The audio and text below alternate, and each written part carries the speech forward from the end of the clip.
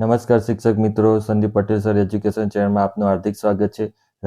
રાજ્ય ચૂંટણી આયોગ દ્વારા જે ચૂંટણી પ્રક્રિયા ચાલી રહી છે 26/4/2026ના રોજ જે ચૂંટણી થવાની છે તે માટે 17/4/2026ના રોજ એક પરિપત્ર કરવામાં આવે છે કે ચૂંટણી સમયે મતદારો તથા ચૂંટણીના સ્ટાફ માટે જરૂરી સુવિધા ઉપલબ્ધ કરવા બાબતેનો એક પરિપત્ર કરવામાં આવે છે। તેની સંપૂર્ણ સમજ આપણે આ વિડીયોની અંદર જોઈશું। તો આપણે આ જોઈ રહ્યા છીએ કે રાજ્ય ચૂંટણી આયોગ દ્વારા પરિપત્ર કરવામાં આવે છે, તેની આપણે વિસ્તારપૂર્વક સંપૂર્ણ સમજ આપણે આ વિડીયોની અંદર જોવાના છીએ।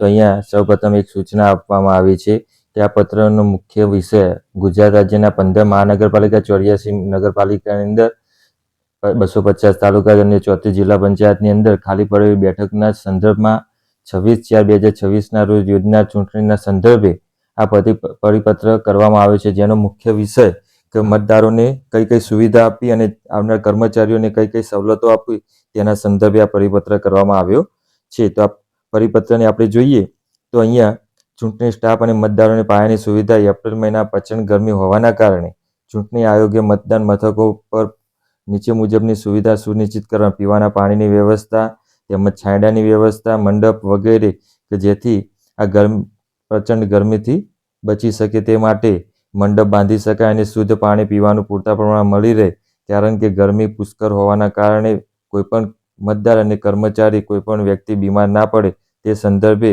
આપણા ચૂંટણી આયોગ દ્વારા પરિપત્ર કરવામાં આવ્યો છે। તેની સંપૂર્ણ કાળજી દરેક મામલતદારશ્રીએ લેવાની છે।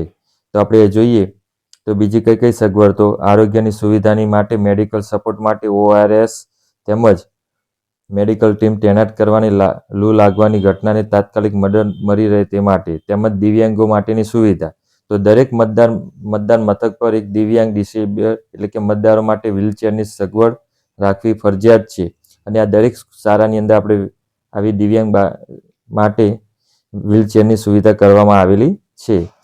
આરોગ્યની સુવિધાની અંદર એક મોબાઈલ ટીમ એટલે કે મેડિકલ ટીમ તૈનાત કરવામાં આવશે, જેના કારણે કોઈપણ મતદાર કે કર્મચારી ગરમીના કારણે લૂ લાગે તો તેમને તાત્કાલિક સુવિધા પૂરી પાડવા માટે આ સુવિધાઓ પૂરી પાડવામાં આવી છે। એ રીતે આપણે આગળ જોઈએ સુવિધાની અંદર અમલીકરણ માટે, તો અમલીકરણની જવાબદારી આ પત્રના તમામ જિલ્લાના મ્યુનિસિપલ કમિશનર, જિલ્લા ચૂંટણી અધિકારી, કલેક્ટર્સને સંબોધીને લખવામાં આવે છે।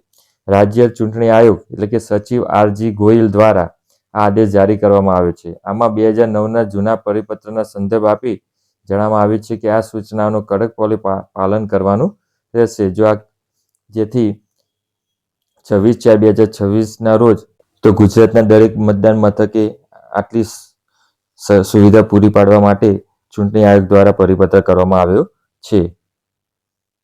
તો તમને મારો વિડીયો ગમ્યો તો મારી ચેનલને સબસ્ક્રાઇબ કરો, બેલ આઇકન દબાવો, જેથી તમને રોજ નવા વિડીયો નોટિફિકેશન મળતું રહે। આભાર।